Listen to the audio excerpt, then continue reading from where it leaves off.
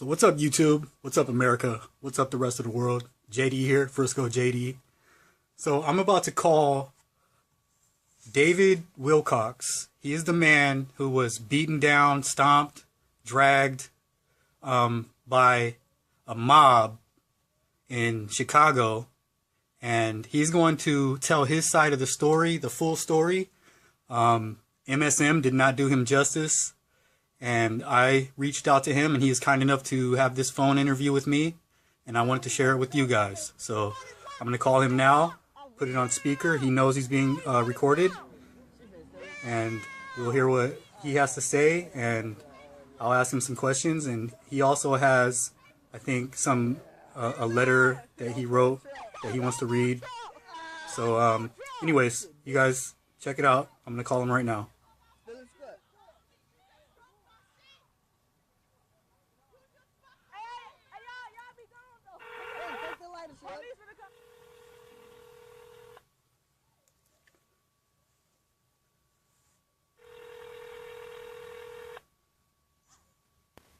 Hello. Hello, David. Yes. How's it going? This is JD. How you doing? I'm doing good. So you know this is being recorded, right? Yes, you told me before that you were going to record a phone call. Yeah, so I'm going to post this on my YouTube channel, and this is just so you can get your story out, your side of the story, the full story that MSM is not really covering. And, you know, you were kind enough to give me this interview. I appreciate it. So, and also, you told me earlier that you had written some things down you wanted to read. I would first like to start out by saying, hello, my name is David Wilcox, and as you know, I was robbed, beaten, and carjacked on November 9, 2016 on the corner of Roosevelt and Kedzie in Chicago, Illinois. First, I would like to say that I am humbled by the outpouring of sympathy my case has been given. God is good, and there still are many people in this world with good hearts. There was many false reports that I had a Trump bumper sticker or a sign in my car, but the point is, whoever I voted for is the God-given right of every American, but I did not have a sign or a bumper sticker. Since the perpetrators are still at large and I am fearful for my wife and my safety, so I would please ask anyone who knows anything about these criminals to call the Chicago Police Detective Division. Any monetary help that is given to this page will be used to get a vehicle and possibly move to a safer neighborhood and replace my belongings that were stolen. Thank you all, and God bless you, too. Well, I would like to just start off by saying that I was just driving. I got some goldfish food for my goldfish, and I was driving southbound on Kedzie, and I don't know whether the bus on the other side of the car tried to swerve around a pothole or not, and they edged a little bit into my lane, and a truck was turning,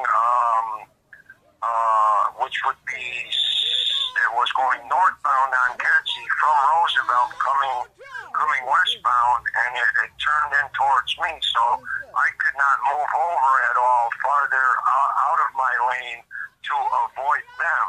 So we clipped the rearview mirrors, and they scraped along the side of the car. The light was red.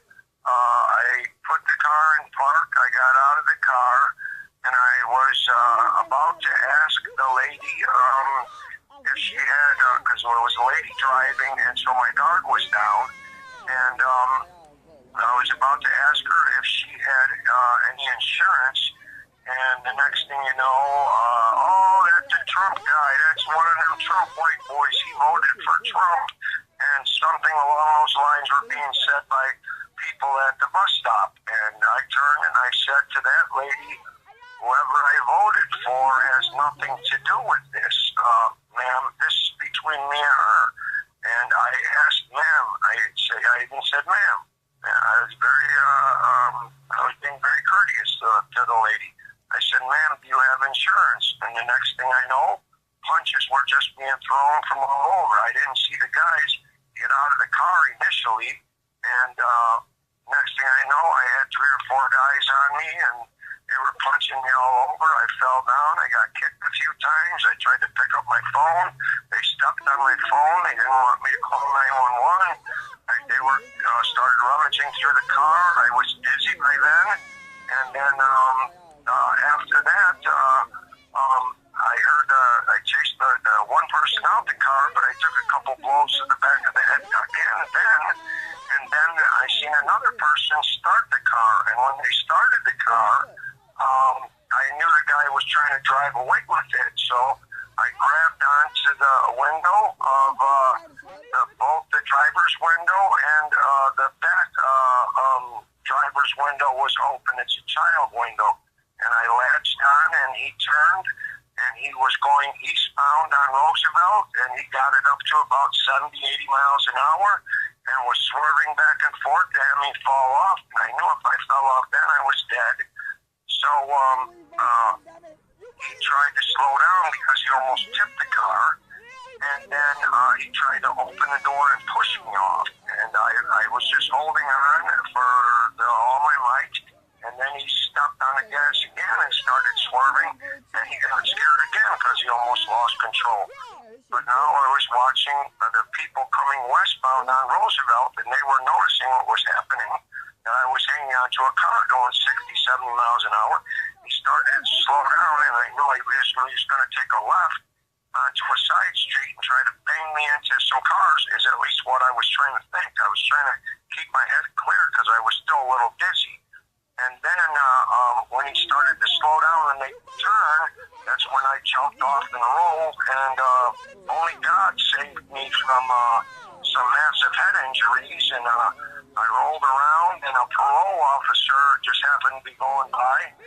And I told him, there he is. He turned right there. He turned right there. And protocol is for him to call the police and have the ambulance come. And by that time, he jumped on the expressway, I guess, and probably got away. Because there's only one way out of that street that he turned into, is to come back out onto California and go back towards the expressway. So that's what I'm thinking he probably did to get out of the neighborhood.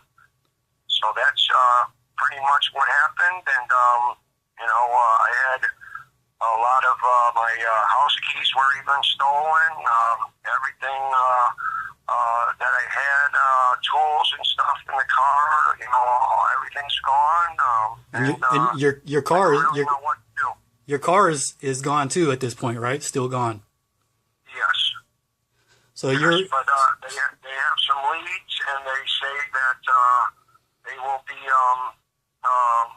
following up on the leads, and I think they said something good might be happening, but the detective has been off for the last couple of days, so I haven't been able to hear too much as far as what's been going on over the weekend. So I guess I'll find out more around 5 o'clock tonight. okay. Well, I guess maybe you can let me know at a later point if they have any more leads on that. And also, so the way the media, mainstream media, has played this out, are you happy with that? So not really. I mean, they turned it into a Trump case, and they made a lot of false reports before talking to me.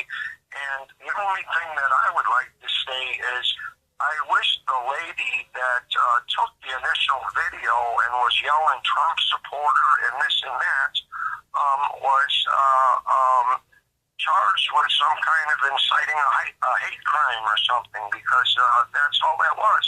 There was 50, 60 witnesses, and nobody took down the license plate, and everybody was laughing and egging it on, and I was just trying to, the car meant a lot to me to get my wife to and from work safe in the morning when it's dark, and that and the tools and stuff and everything that was in it meant the world to me. I mean, that's all I had, Right. So, And, like you said, that's your livelihood, and right. it's all Right. gone. Yeah. My tools. I'm a carpenter. I do YouTube on the side. I'm a carpenter by trade, and my tools are my livelihood. And I've had my tools stolen, and I know how it feels. Not in the same way. It didn't happen the same way it happened to you, and that's disgusting. The way mainstream media has played it out, trying to turn it into some type of racial division, because of the way they're portraying Trump supporters as being white racists and anti-Trump protesters being, well, not all of them, but a lot of them black. They're trying, in my opinion, they're trying to turn it into a racially divisive. They are, and I don't agree with that. I do agree with the lady tried to portray it into a hate crime, but do they know who? Does law enforcement know? They said they'd have to put a IISP on the phone or something like that. I didn't understand the terminology, but something to the effect of that, to where they could try to trace the anonymous post. Right. So, I mean, I didn't understand the lingo, but it was something to that effect. And Detective Bohr from the 11th District of the Chicago Police Department is the one handling my case. You can contact him through the 11th District at Harrison and Kedzie, the Chicago Police Department, and his name is Detective Bohr, B-O-R-E. That's for anyone that may have any information that they would like to share with law enforcement. Yes. And, Thank you very much. Yes, sir. Hey, I appreciate you doing this interview with me. And I'm going to post a link with this video, with this interview on my YouTube channel to your GoFundMe that your son created. Yeah. And just so you know, I've told your son as well that your number and his number is confidential. So anyone out there that wants their number, they cannot get it from me. And if they want to contact you, I guess they have to do it by other means. I know your son created a Yahoo account, email. I don't know if you want people to have that or not, to be able to contact you. But as long as the phone numbers and everything is anonymous, I don't care. I mean, the phone's been ringing off the hook, and I don't want the perpetrators are still at large, so I'm very worried about that. And so, I mean, I'm kind of, until these guys are incarcerated, and then especially the guy that tried to kill me, until that happens, no, I wouldn't want anything to be put out there that might endanger me or my wife. Okay, so for anyone that knows any information about David, please do not share that at this point. Like you said, you are in fear for your life.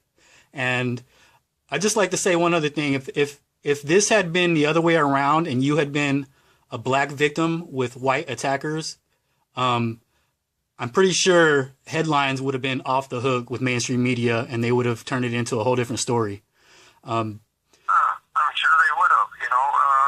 The media twists a lot of things the wrong way, especially on the initial reports, and a lot of things didn't start changing until I said some things. So thank you again, and God bless you all. And somebody's on the other line, so I got to get going. Okay, David, I appreciate it. I'll talk to you later. Okay, God bless you, and God bless all your posts, all the people that follow you. Yes, sir. You have a good one. I'll talk to you later. All right, bye-bye. So there you have it from the man's mouth. His story. He is not a racist. I've seen that being portrayed on some of the articles about him. He is not a racist at all in any sense of the word. Him or his family, his son. I've spoken with both of them. I myself am not a racist. I was born and raised, in San Francisco, California. My best friend is black. So I just believe mainstream media, whether it is instigated by George Soros, provocateurs, all of these anti-Trump rallies going on, that some incidents have turned violent. There's evidence out there that George Soros has paid provocateurs out there starting a lot of this. Not this incident that David Wilcox was involved in, I don't believe, but that was just a random incident that turned into something that it shouldn't have, and it never should have happened. It's disgusting what happened to this man, and hopefully, the perpetrators will be found, and justice will be served in that sense. I'm gonna go ahead and leave you guys with that. I got to get back to work now. I'm gonna post this so everyone has a chance to hear his side of the story and what really went down. So so I'm posting his GoFundMe link as well that his son created, so it's legit. I talked to his son. I know which one is his. I'm gonna post that link. It has a picture of David with a red shirt on. So there's a few of them. One is by Paula, which I also understand is legit, and I don't know about any other ones that are posted or GoFundMe's that have been created. I don't know how legit they are. So I do know that the one posted by Paula, I think she in her GoFundMe she's saying help get David a car because he is out of his vehicle, he's out of his tools, and he just needs help. So anyone that can help, I'm sure he would appreciate very much. You guys have a good one. Peace out. This has been Frisco JD.